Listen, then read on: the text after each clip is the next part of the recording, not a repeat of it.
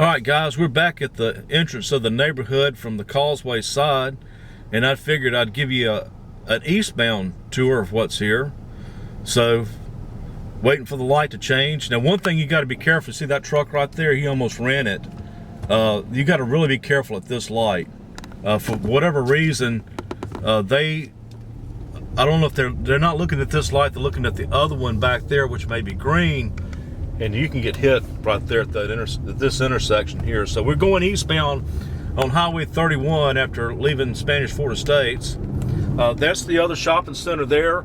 We do have a grocery store, a hardware store, and also a pharmacy there as well in that shopping center. There's also more businesses there. I'll do a short episode on that as well. We're going by the Spanish Fort Presbyterian Church. This is the Methodist Church there. And this was where you take a left going northbound on 225, and that will also get you to the entrance of the back part of the neighborhood of Spanish Fort Estates. This is Rouse's Supermarket. Got a liquor store there as well, Subway, and I'll also do an episode on those stores in a later episode. There's the water tower, a pharmacy there as well. To the right there would be Westminster Village, which is a retirement community. But there's also a neighborhood back there as well. They just recently completed four-laning this road. I mean, within the last few months. It was under construction for a long, long time. And so it's now completed. The speed limit is back up to 45 miles an hour. This has really helped quite a bit as far as relieving the congestion on this road. So we're also coming up on another neighborhood as well. Let's see. Also, that's a Baptist church there called Faith Family, I believe. But this is called the Village. And some of those houses, you get back further past that, are in the 60s and 70s, but those along the roadway there are the 1990s. Now, if you like parks, coming up here on the right, going down that road, it's not really marked well. There's tennis courts. You cannot, at least it's posted, you're not supposed to bring dogs there. Air conditioning company, another church here. And of course, I've been seeing a lot of posts about. Here we go. That's the Spanish Fort Fire Department. That's used to be City Hall, but I've been seeing a lot of posts about where's the barber, and they've got a barber in this strip mall right there. I think there's a beauty shop there as well. That's the water department there if you need to pay your water bill in person. It's Remax. Got little furniture stores. A lot of these are old buildings. Got Midway lumber sales. That's a good place to get treated lumber, by the way, if you're building a deck, and probably other types of lumber as well. This is another convenience store up here and gas station. It's Church of Christ. It's called Papa John's. They used to be the Big Wheel restaurant back in the 60s. Had fantastic hamburgers.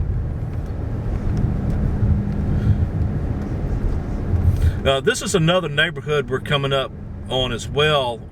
We've actually passed a little bit of it, but this is called Wilson Heights up here on the right. This is a pretty decent neighborhood to look at as well if you're looking at homes.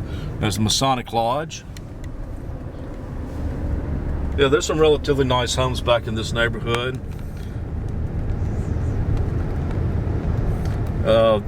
Here's another one here on the left, Wakefield. Most of those houses are 1990s. That's a nice neighborhood.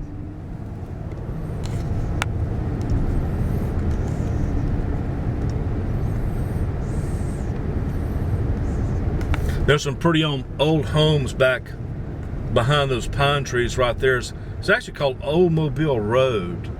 Apparently that was the older road before it got cut off.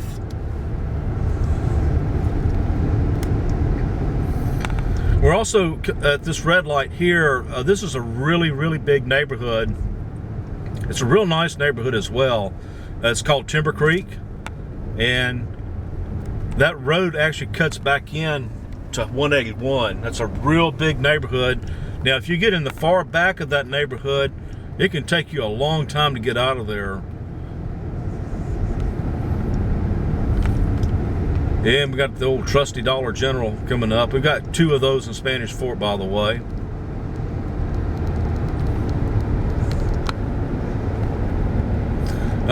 This road to the left is Highway 72, and there are a lot of houses down that direction, by the way. Lots of homes. They range from probably the 1940s all the way to now. Okay, we're coming up on 181, and I'm going to go ahead and point this out as well because you're probably going to want to know this. If you were to take a left at this red light up here, that's to the left is Jimmy Faulkner Road. This 181 runs north and south. I'm going to take a right on it. But if you was to take a left, that would take you to the schools, to the middle school and high school. And we've got a Walgreens pharmacy at the corner here. We're also kind of cross-bridging a little bit of Daphne too. It's Thompson's Caterpillar. There's the Sonic right there, Waffle House, auto parts stores. Got a dentist and orthodontist in this area. Got Freddy's Burgers and Hank's Fine Furniture. That's where my daughter got her braces at. Got Popeyes going in now. Now, coming up, they got Publix there as well.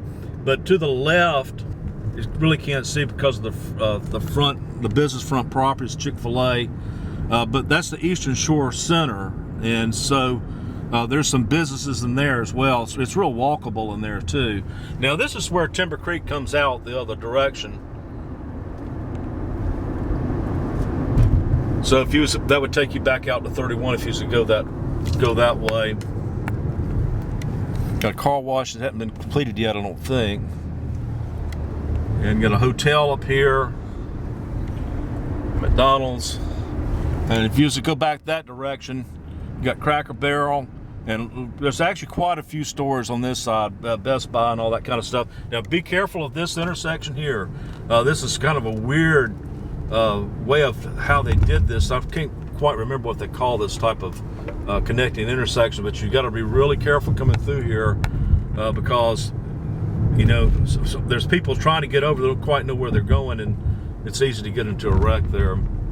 Okay, we're pretty much, after we've gotten past that point there, we're pretty much in Daphne now after we cross I-10.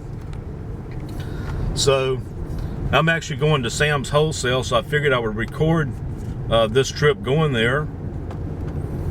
And so you can kind of sort of see, if you were leaving from Spanish Fort Estates, if you was to go this direction, what to expect when you come this direction. That's actually a very good Mexican restaurant, guys. I recommend it, Don Carlos. It's not quite Tex-Mex. I mean, I've lived in San Antonio, and it's not to that standard, but it's really good.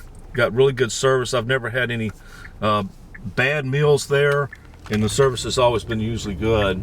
Now, this is also how you would get to Lowe's. And so if you're planning on doing some home improvements to the house you just purchased, this is where Lowe's is. Now, Home Depot is closer to Spanish Fort Estates, but this isn't too far. It isn't too hard to get to either. And so now we're coming up into Sam's Wholesale, which is where I'm going to get a few items while I'm here.